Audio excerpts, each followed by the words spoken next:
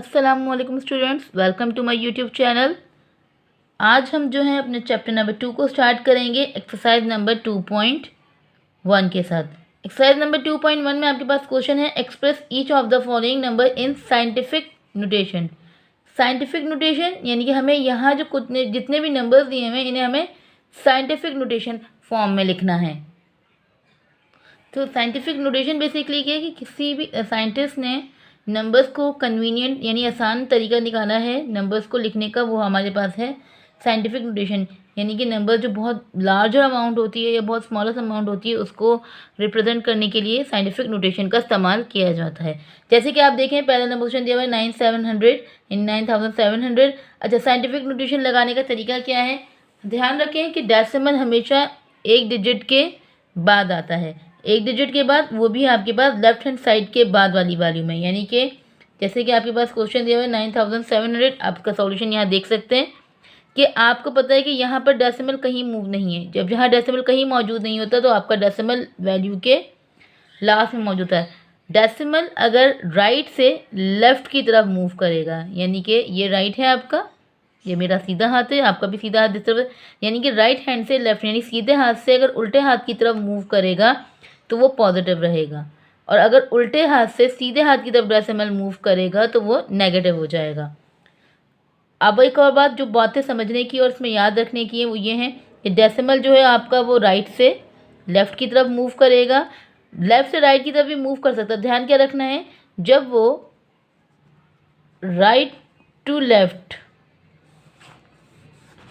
ठीक है, right to left वो पॉजिटिव होगा और लेफ़्ट टू राइट वो नेगेटिव होगा। ये पॉइंट है इंपॉर्टेंट, इसे आप ध्यान से रखें क्योंकि आगे जो हम एक्सरसाइज करेंगे उसमें भी ये काम आएगा। ठीक है, तो राइट टू लेफ़्ट वो पॉजिटिव होगा और लेफ़्ट टू राइट वो नेगेटिव होगा। अब ध्यान क्या रखना है कि अगर आपके पास डेसिमल कहीं मौजूद नहीं है तो वो आपके पास लास्ट में मौजूद है। अब जब वो लास्ट में मौजूद है, अब मैंने आपसे कहा कि डेसिमल हमेशा एक डिजिट के बाद आके रुकता है, यानी एक डिजिट जो भी आपका लेफ़्ट साइड पे जो भी डिजिट पहला डिजिट है उसके बाद आपके पास डेसिमल आएगा। अब डेसिमल यहाँ कहीं नहीं था तो डेसिमल जितने डिजिट मूव करेगा, यानी ये डेसिमल यहाँ से यहाँ आ रहा है, यानी कि यहाँ से उसने खुद को मूव किया, यहाँ आके रुका, तो 9 एज इट इज़ डेसिमल और 7। अगर डेसिमल में डिजिट के बाद 0 आ रहे हैं तो उन 0 की कोई वैल्यू नहीं होती, वो ख़त्म हो जाते हैं। डेसिमल के बाद किसी भी डिजिट के बाद अगर 0 आ रहे हैं तो उन ज़ीरोज़ की कोई वैल्यू नहीं होती। 9.7 मल्टीप्लाई डेसिमल जितने डिजिट मूव करेगा 10 के ऊपर पावर उतनी ही लग जाएगी। 10 आपकी बेस कहलाती है। जब भी आप साइंटिफिक नोटेशन लिखोगे किसी भी फॉर्म में, साइंटिफिक नोटेशन बड़ी अमाउंट को छोटी अमाउंट में कन्वर्ट करने के लिए, छोटी अमाउंट को बड़ी अमाउंट में कन्वर्ट करने के लिए वह हमेशा बेस 10 को यूज़ किया जाता है और उसके ऊपर उतनी पावर लग जाती है जितने डिजिट आपका डेसिमल मूव करेगा। यहाँ उसने लेफ़्ट टू राइट, पहला पॉइंट जो याद रखने का कि लेफ़्ट टू राइट मूव कर रहा है तो पावर पॉजिटिव होगी। ओके, और डेसिमल के बाद जो डिजिट है उसके बाद अगर 0 हो तो उसे हम मेंशन नहीं करेंगे, ज़रूरी नहीं है कि उन्हें मेंशन किया जाए। तो ये 10 की पावर आपके पास 3 आ गई।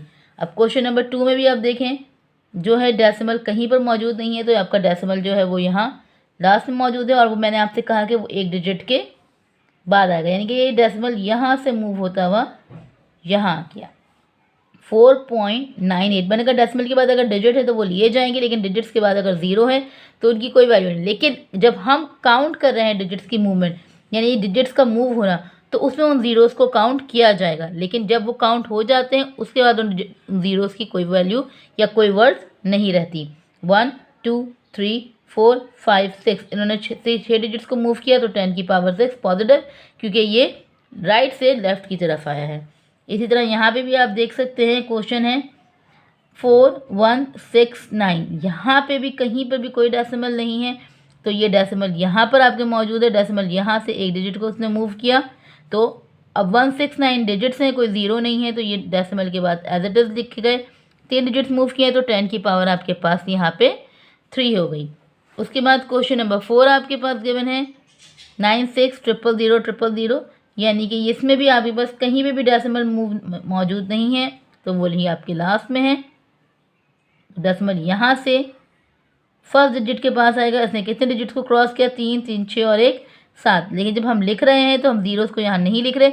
ये ज़ीरो जो दिए हैं ना, इन्हें लिखने का आसान तरीका, यानी कि इतनी बड़ी वैल्यू बच्चों को कन्फ्यूजन होती है, तो साइंटिस्ट जो उस साइंटिस्ट को भी उन्होंने जब देखा कि भाई बहुत बड़ी बड़ी वैल्यूज़ लिखी जाए, तो उन्होंने ये कन्वीनियंट वे निकाला कि ये जो इतने ज़ीरोज़ आ जाते हैं जो कन्फ्यूजन क्रिएट कर देते हैं, उनको लिखने का आसान तरीका कि भाई ये साइंटिफिक नोटेशन फॉर्म है कि आपके पास जो वैल्यू आपने वो लिखी, मल्टीप्लाई जितने डिजिट्स आ रहे हैं उसके बाद डेसिमल के बाद आपने उसको लिख दिया। उसमें आपके ज़ीरोज़ भी शामिल हो गए, तो 7 वैल्यूज़ हैं, 10 की पावर आपके पास 7 आ गई। इसी तरह यहाँ पे भी आप देख सकते हैं कि आपके पास डेसिमल मौजूद नहीं है, यानी कि आपका डेसिमल यहाँ है, वो डेसिमल यहाँ से यहाँ मूव हुआ। 8.4 मल्टीप्लाई बाय 10 की पावर 4। ओके, नाउ यहाँ पर आप देखें कि डेसिमल मौजूद है लेकिन लेफ़्ट साइड पर है। मैंने अभी बताया कि जब लेफ़्ट टू राइट जाएगा तो पावर आपकी क्या हो जाएगी, नेगेटिव। वही रूल रहेगा कि पहले डिजिट के बाद आएगा, तो ये डेसिमल यहाँ से मूव हुआ यहाँ पर 6.43, लेकिन डेसिमल लेफ़्ट टू राइट हुआ है तो ये इसकी पावर हो गई -3। सेम इस तरह यहाँ पर भी जो है डेसिमल लेफ़्ट से राइट की तरफ मूव कर रहा है, 3 डिजिट मूव किए तो -3, और यहाँ पर वही कि राइट टू लेफ़्ट मूव कर रहा है, तो ये आपके पास जो है वैल्यू आ गई पॉजिटिव की। इसने पॉजिटिव के 5 डिजिट्स को मूव किया है। Okay, now question number 2, express the following numbers in ordinary notation. अच्छा, ये ऑर्डिनरी नोटेशन थी जिसे हमने साइंटिफिक नोटेशन में चेंज किया। अब आपके पास जो क्वेश्चन दिए हुए वो उन्होंने साइंटिफिक नोटेशन दिए हुए, इसे अब आपको ऑर्डिनरी नोटेशन में चेंज करना है। जैसे मैंने ऊपर आपको समझा दिया कि अगर प्लस की पावर है तो डेसिमल राइट से लेफ़्ट की तरफ मूव हुआ है, लेकिन अगर पावर नेगेटिव है तो वो लेफ़्ट टू राइट पे मूव हुआ है। यहाँ पर आप सारे आंसर्स चेक कर सकते हैं कि अगर जो पावर पॉजिटिव है तो उसमें डेसिमल कहाँ था, और जो नेगेटिव है उसमें डेसिमल कहाँ था। जैसे यहाँ 7 खाली लिखा हुआ है और 7 की पावर 10 की पावर 4 है, यानी कि 7 के बाद 7 एक तो पॉजिटिव है तो डेसिमल राइट से लेफ़्ट की तरफ आया है, और 7 के साथ कोई डिजिट नहीं है तो उसके साथ उसने आपकी ने क्या अप्लाई कर दिए, 0। अब यहाँ माइनस। अच्छा, ध्यान रखें कि जो पावर है और अगर डेसिमल भी है, डेसिमल से पहले डिजिट्स हैं, तो यह ज़ीरो का सारा काम अब यहाँ पर ज़ीरोज़ का है। इन ज़ीरोज़ को कन्वेंटली हमें कन्वर्ट करने के लिए हमने ये साइंटिफिक नोटेशन लगाई है। अब देखें यहाँ जैसे लिखा हुआ है माइनस का 10 और 10 की पावर दी हुई 8.072। माइनस है तो मतलब डेसिमल यहाँ से यहाँ आया, यानी लेफ़्ट टू राइट आया है। अब मैंने एक तो ये डिजिट काउंट किया और उन्होंने दिया हुआ 10, यानी कि डेसिमल ने 10 डिजिट्स को क्रॉस किया है। अब 10 डिजिट में ये 8 भी शामिल है, तो यानी इस 8 से पहले कितने ज़ीरो थे, यानी इस 8 से पहले आपके पास 9 ज़ीरो थे, तो 9 ज़ीरो लिखने के बाद मैं वहाँ पर डेसिमल को अप्लाई कर दूंगी।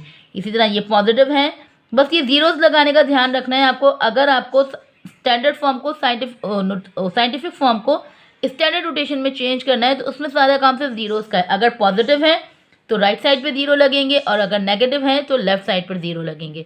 बस ज़ीरो लगाते वक्त ध्यान में ये रखना है कि अगर डेसिमल से पहले कोई वैल्यू है तो उस वैल्यू को भी उसके साथ काउंट करें। अगर एक डिजिट है तो जितने, जैसे 10 है, यहाँ एक डिजिट है तो 9 ज़ीरो लग जाएंगे।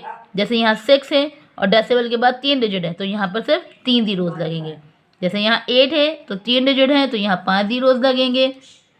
जैसे यहाँ -4 है, 2 डिजिट हैं, सॉरी 1 डिजिट है, क्योंकि लेफ़्ट टू राइट है तो 3 आपके पास ज़ीरो लग गए। ठीक है, जैसे यहाँ पे देखें आप 1 डिजिट है और -4 है तो इसमें आपके पास पहले 3 ज़ीरो लग गए। अब यहाँ जैसे 10 है, यहाँ 2 डिजिट है तो यहाँ पर आपके पास 3 3 6 2 8, तो 8 ज़ीरोज़ लग जाएंगे।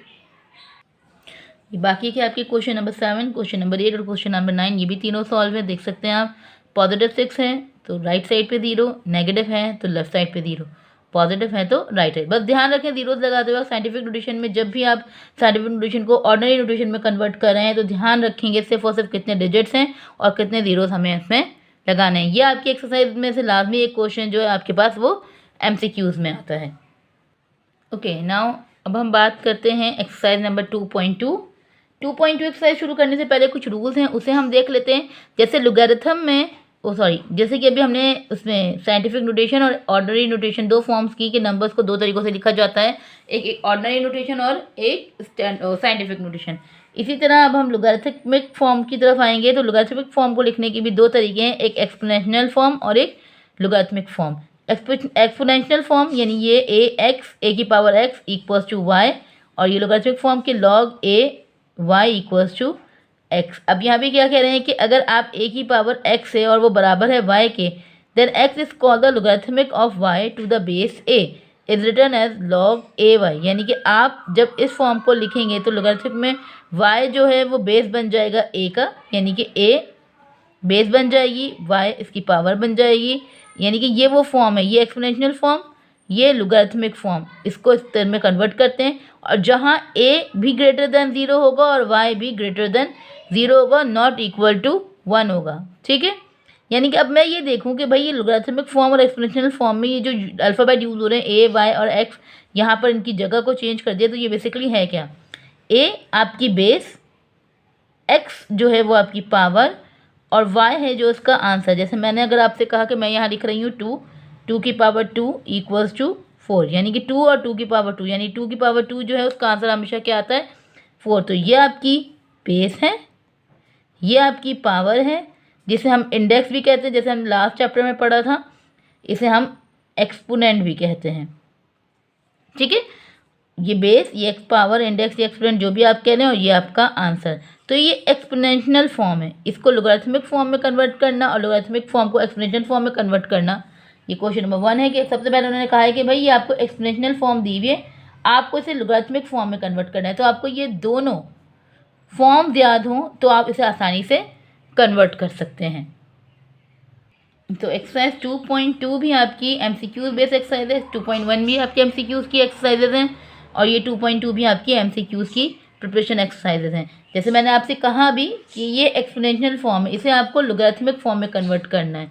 यानी कि जब आप इसे लोगरिथमिक फॉर्म में कन्वर्ट कर रहे हो तो आपकी एक्सपोनेंशियल फॉर्म क्या थी, a की power x equals to y।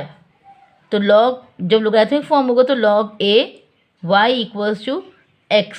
तो आपको मैंने जो आपसे कहा कि बताया कि ये आपकी बेस है, ये आपकी पावर है, ये आपका सही, यानी कि ये a, ये x और ये y। तो अब उसी हिसाब से हम लिखेंगे आंसर को कि ये a है तो ये आपका 7, y आपका आंसर है, यहाँ आ गया ये, और ये आपका पावर, यानी ये बेस, ये पावर और ये आंसर, इसको लोगरिथमिक फॉर्म में लिख दिया। तो ये बेस के साथ आंसर और इक्वल्स टू ये आपका 3। इसी तरह यहाँ पर भी आप देखें 3 - 4 इक्वल्स टू 1/81, यानी ये आंसर है, ये पावर है, ये आपका कांस्टेंट जो भी मौजूद है, यानी ये a, ये x और ये y। ठीक है, तो अब इसे हम लिख लेंगे log 3, y है 1/81 और x है आपके पास -4।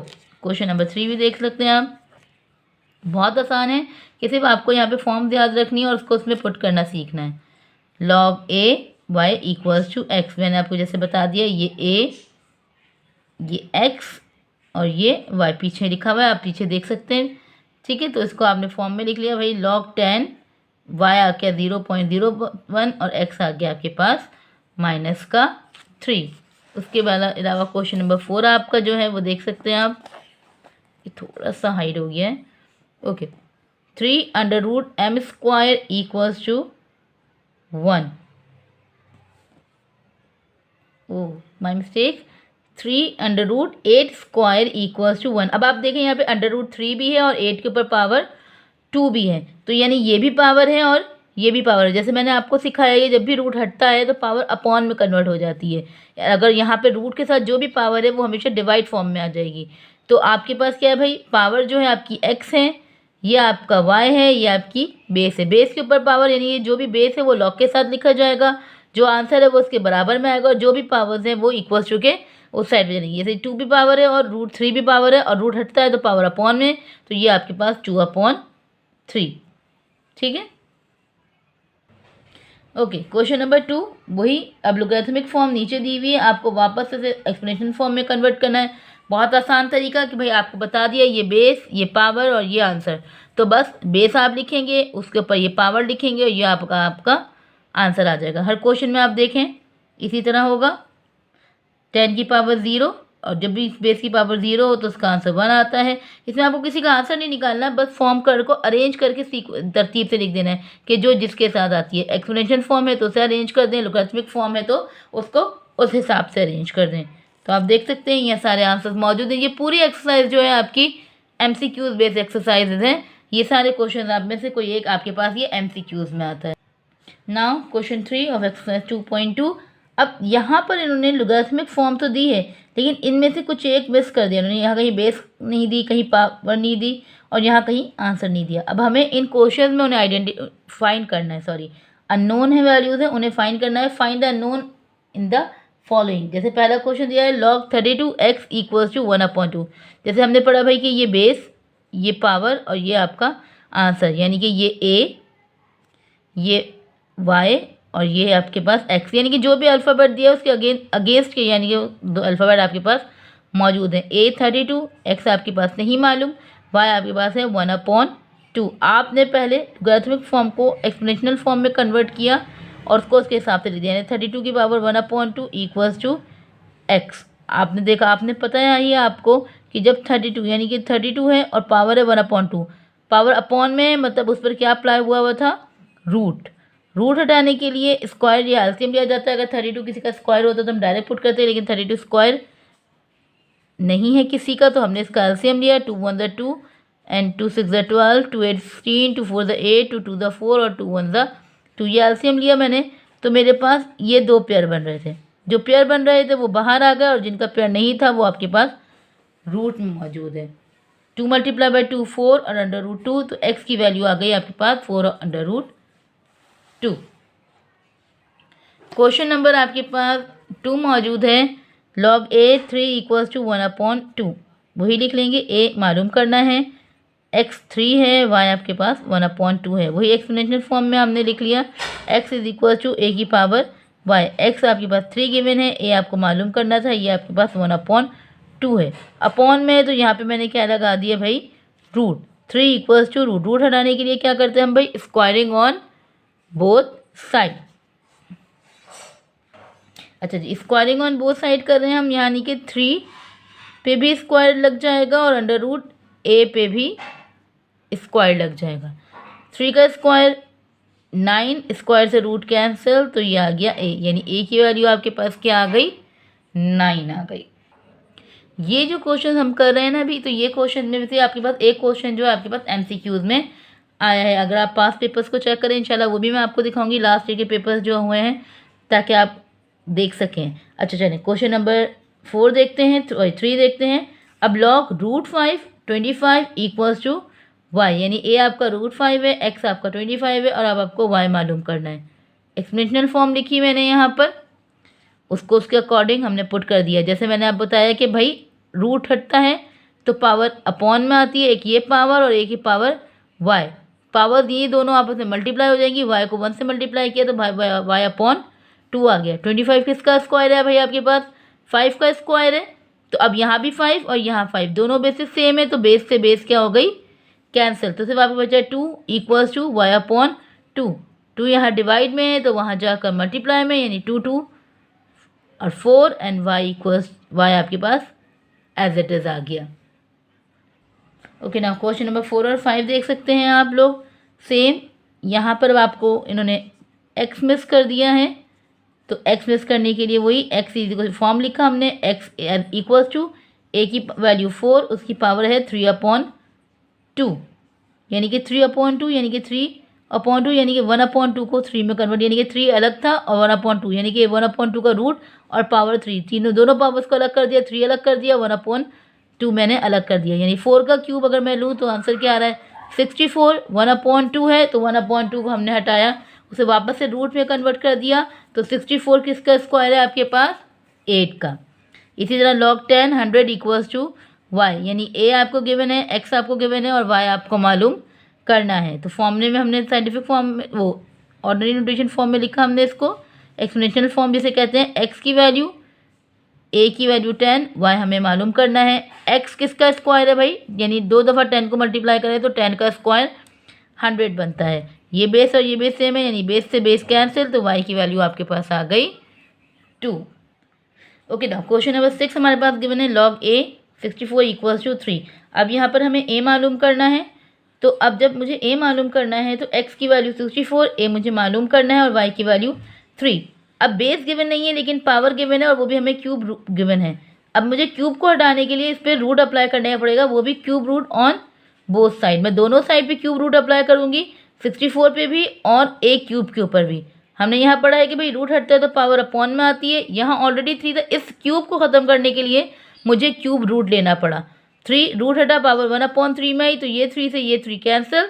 64 ऑलरेडी क्यूब है 4 का, तो 4 में भी मैंने क्यूब अप्लाई कर दिया, तो इस क्यूब से ये क्यूब कैंसिल हो गया, तो ए की वैल्यू आपके पास आ गई 4। नेक्स्ट क्वेश्चन आपको दिया हुआ है log a 1 = 0, यानी कि ये अब दोबारा आपको यहाँ पर a मालूम करना है। x की वैल्यू आपको 1 दी हुई है, y की वैल्यू आपको 0 दी हुई है। ये अंडरस्टूड सी बात है कि जब भी हमने देखा है कि a आपके पास है, y की वैल्यू 0 है और 1 है, यानी कि जब भी किसी भी बेस की पावर 0 होती है तो वो ऑब्वियसली 1 ही रहता है। जो यहाँ पे हमारे पास जो a है, यानी a की वैल्यू जो आ गई है वो आपके पास 1 ही रहेगी, यानी a की पावर 0 वो = 1 ही रहेगा। ओके, क्वेश्चन नंबर 8 आपके पास गिवन है log 55 = y, यानी कि a की वैल्यू 55, x की वैल्यू 55, y आपको मालूम नहीं है, y आपको मालूम करना है। तो x = a की वैल्यू y, x आपने 55 लिखा, बेस आपके 55, y मालूम करना है। ये और ये नहीं दोनों बेस सेम है, तो 55 से 55 आपका यानी सेम होने की वजह से कैंसिल आउट हो गया, तो y की वैल्यू आपके पास 1 आ गई। ओके, लास्ट क्वेश्चन log 64 की पावर 8 = x/2, यानी अब हमें x मालूम करना है, a की 64 value x8, y = x/2। Explanation form में हमने इसे लिखा।